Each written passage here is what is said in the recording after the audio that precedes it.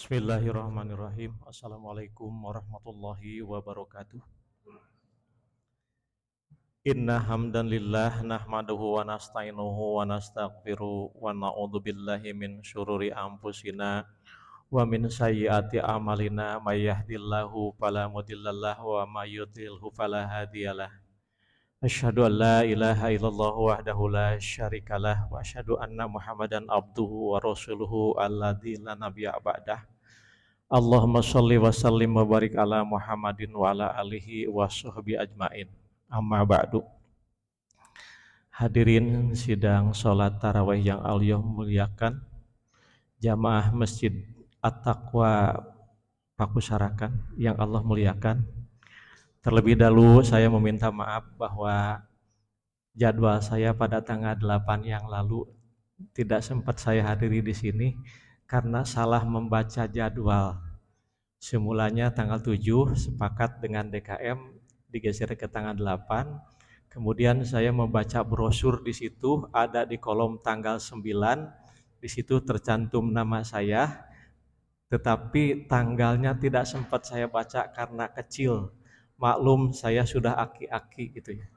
Jadi terlewatkan begitu.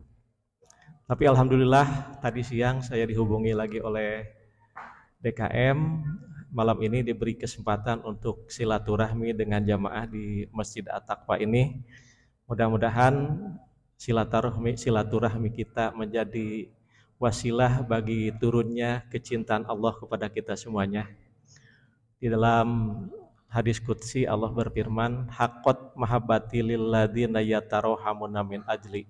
Berhak atas kecintaanku, kata Allah, orang-orang yang senantiasa menjalin silaturahmi. Insyaallah pada malam hari ini dan seterusnya Allah akan mencurahkan cintanya kepada kita semuanya.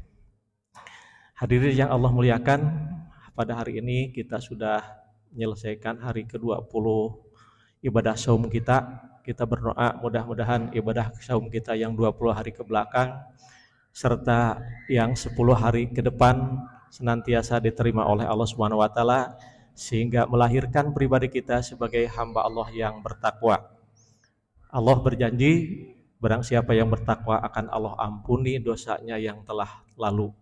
Man shoma ramadanan imanan wahtisaban ghafirallahu ma taqaddama min dzambih. Hadis yang sudah, doa yang sudah sangat kita kenal. Barang siapa yang menunaikan ibadah saum dengan dasar iman, kemudian dilaksanakan secara ihsan dalam rangka ihtisab mengharap pahala dari Allah semata, maka Allah ampuni dosa-dosa kita yang telah lalu, insyaallah. Hadirin yang Allah muliakan, yang saya bahas tidak aneh barangkali. Saya ingin mengingatkan kembali diri saya dan juga jamaah sekalian bahwasanya ketika kita diperintahkan Allah untuk menunaikan ibadah saum perlu landasan keimanan. Sebagaimana Allah firmankan, ya ayyuhalladzina amanu kutiba alaikumusiyam kama kutiba alal ladzina min qablikum la'allakum tattaqun. Wahai hamba-hambaku tercinta yang beriman, aku wajibkan kepada kalian untuk melaksanakan ibadah puasa sebagaimana aku wajibkan kepada hamba-hambaku yang telah lalu agar kamu menjadi hamba-hambaku yang paling bertakwa. Hadis firman Allah ini menjadi catatan bagi kita bahwa pada bulan suci Ramadan ini kita diperintahkan Allah untuk berangkat, untuk pergi dari satu titik yang bernama iman menuju suatu tempat, menuju suatu kondisi yang bernama takwa, menggunakan kendaraan yang bernama saum. Hari ini ibadah saum kita sudah menempuh perjalanan sepertiganya, 2/3-nya, tinggal sepertiga terakhir. Bila melihat tujuan kita adalah menjadi hamba Allah yang bertakwa, menggunakan kendaraan bernama saum dari titik awal bernama iman, kita bisa mengukur apakah ketakwaan itu sudah dekat dalam diri kita atau siapa tahu ketakwaan itu sudah ada dalam diri kita meskipun kita melaksanakan ibadah saum baru 20 hari atau 2/3-nya. Di dalam salah sebuah hadis yang diriwayatkan oleh Imam Bukhari, Muslim, Tirmidzi, Nasa'i, serta Ibnu Majah dari Anas bin Malik, Rasulullah SAW bersabda, Salasun man kunna fihi wajada halawatal iman. Ada 3 perkara yang harus dimiliki oleh seorang hamba agar mampu merasakan lezatnya sebagai hamba Allah yang beriman. Lezatnya iman akan dirasakan oleh seorang hamba Allah apabila 3 perkara ini bisa kita miliki. Dengan perkataan lain, orang yang merasakan lezatnya iman sebagai hamba Allah yang beriman kepada Allah Subhanahu wa taala tidak mungkin merasakan kelezatan itu tanpa ketakwaan yang ada di dalam dirinya. Dengan demikian, barang siapa yang memiliki 3 hal ini, maka ia akan termasuk orang yang bertakwa. Dan ketakwaan itu salah satunya adalah diperoleh melalui perjuangan kita menunaikan ibadah saum. Kita bisa evaluasi dan ukur apakah ketakwaan itu sudah ada di dalam diri kita berdasarkan indikator yang ketiga ini. Indikator yang ketiga sebagaimana disabdakan oleh Rasulullah SAW, orang bertakwa yang akan merasakan kelezatan sebagai hamba Allah yang beriman, yang pertama adalah ayyakunallaha wa rasulahu ahabba ilaihi mimma siwahuma. Adalah hamba-hamba Allah yang setelah menunaikan ibadah puasa, kecintaannya kepada Allah melebihi kecintaan kepada hal-hal yang lainnya, termasuk kecintaan kepada dirinya sendiri. Kecintaan kepada Allah dan Rasulnya melebihi kecintaan kita kepada yang lainnya. Senangnya bertemu dengan Allah melebihi senangnya bertemu dengan orang yang kita cintai selain Allah dan Rasulnya. Di dalam cinta ada 3 hal yang harus kita miliki. Yang pertama, di dalam cinta ada yang namanya perhatian. Kita mencintai istri kita mencintai kita. Maka ketika istri kita mencintai kita, pasti istri kita punya perhatian-perhatian tertentu kepada kita. Ketika kita mencintai istri kita selaku suami, maka kita punya perhatian-perhatian khusus kepada istri kita. Biasanya perhatian itu diwujudkan dalam bentuk memperhatikan sesuatu yang menjadi kesukaan kekasih kita, yang menjadi kesukaan istri kita. Istri kita suka kerudung warna merah, maka kita ingin kejutan kepada istri kita sebagai tanda cinta kita. Tiba-tiba bapak membeli kerudung merah dari Rabani sana, diberikan kepada istri kita. Mah, bapak lewat barusan ke Rabani, ini kerudung bapak. Setelah dibuka oleh ibu, warnanya merah. Betapa bahagianya istri kita. Itu wujud perhatiannya. Wujud perhatian kita cinta kepada Allah adalah memperhatikan kesukaan-kesukaan Allah. Salah satunya, katakanlah Allah suka kita berbuat kebaikan, maka kita sering berbuat kebaikan kepada orang lain karena kita cinta kepada Allah dan itu disukai oleh Allah. Allah menyukai kita untuk senantiasa berinfak, maka dalam keadaan sempit maupun dalam keadaan lapang kita selalu berinfak karena Allah menyukai hambanya yang mencintainya dengan berinfak.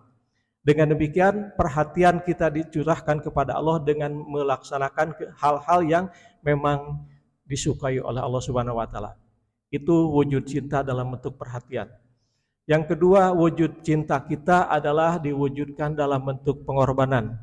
Ketika kita mengatakan kepada istri kita, aku cinta padamu tetapi tidak mau berkorban, itu cintanya adalah PHP.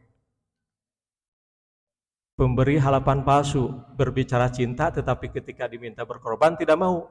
Pah, tolong mama beliin buah naga di Permata Cimahi. Padahal saat itu lagi hujan. Mah, lagi hujan. Enggak apa-apalah, hujan juga kan ada jas hujan. Enggak mau. Sampai azan maghrib tidak dilaksanakan membeli buah naga itu karena ada halangan berupa hujan sehingga tidak mau berkorban. Itu bukan namanya cinta. Tetapi kalau istri kita mengatakan, "Pah, mamah sangat ingin sekali makan buah naga. Tolong beliin dong." "Mah, kan lagi hujan." "Enggak apa-apa." "Oh ya, aku cinta sama istri saya meskipun hujan." Pergi. Itu adalah pengorbanan.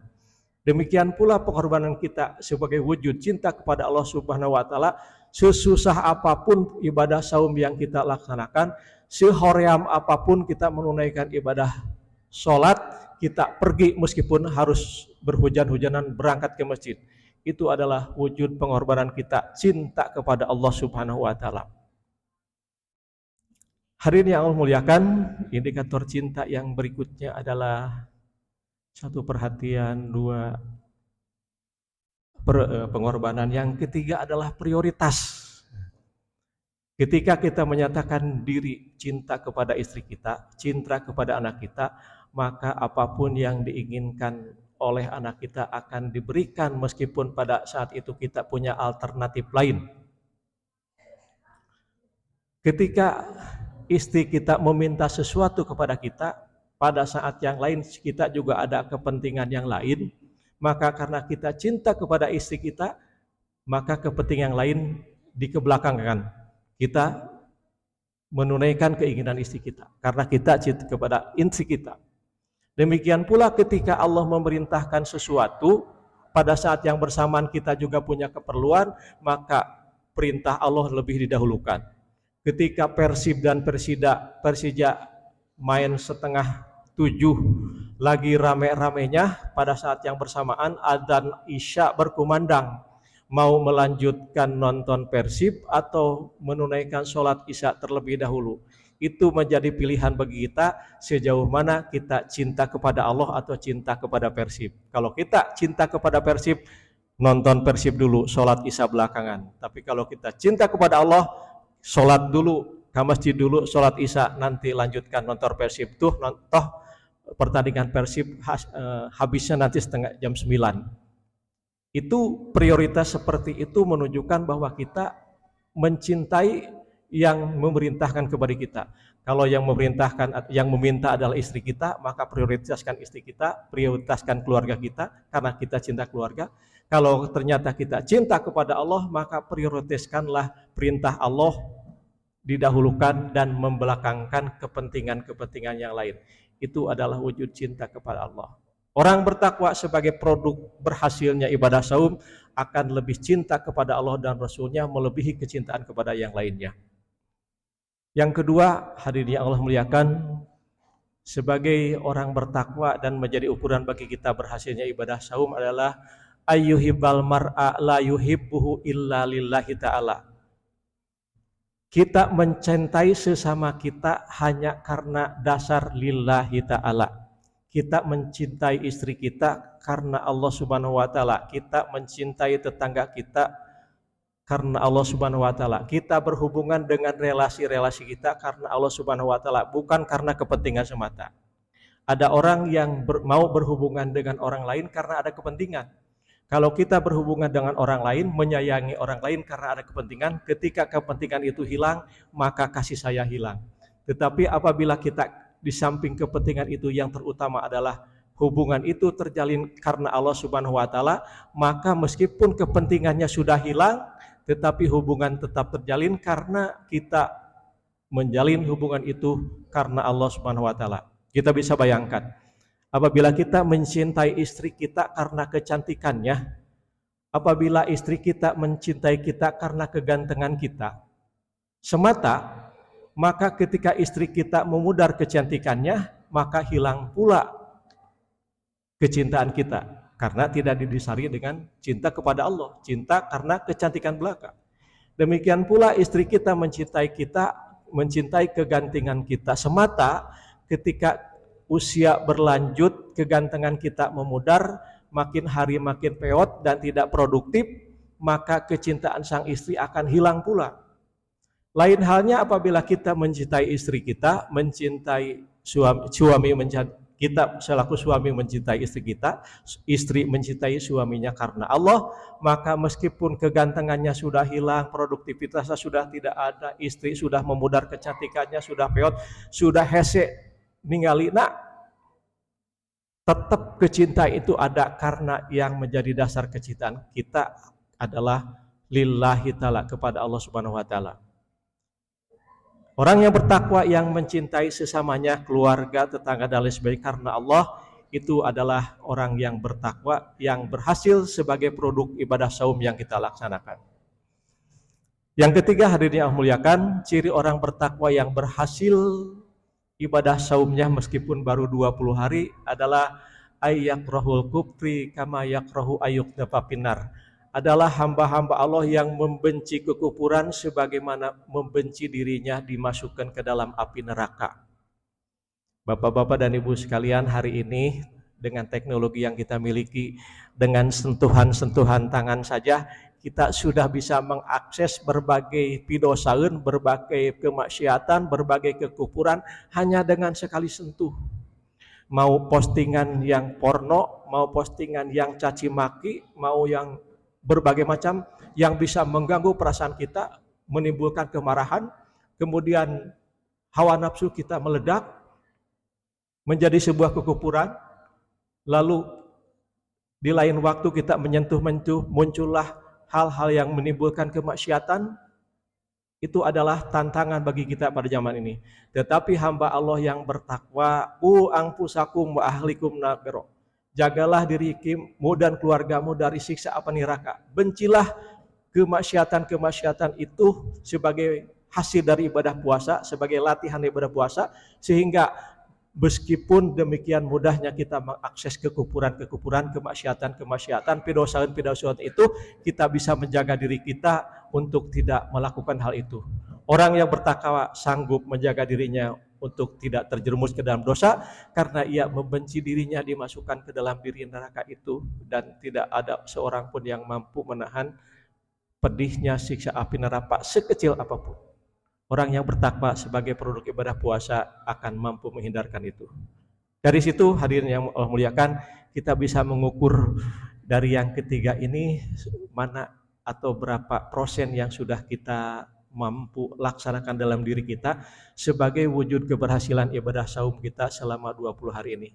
Bila belum, yuk 10 hari terakhir ini kita optimalkan agar 3 hal ini bisa melekat di dalam diri kita. Kita berdoa kepada Allah, mudah-mudahan Allah senantiasa memberikan kekuatan, kesehatan agar kita mampu menunaikan berbagai ibadah apapun kepada Allah dengan sebaik-baiknya sehingga kasih sayang Allah juga maksimal untuk kita sekalian. Dan yang terakhir, mudah-mudahan Allah senantiasa memberikan kekuatan kepada kita untuk meraih ketakwaan dengan setinggi-tingginya ketakwaan kita. Rupanya itu yang bisa saya sampaikan, kurang lebihnya mohon maaf. Wassalamualaikum warahmatullahi wabarakatuh.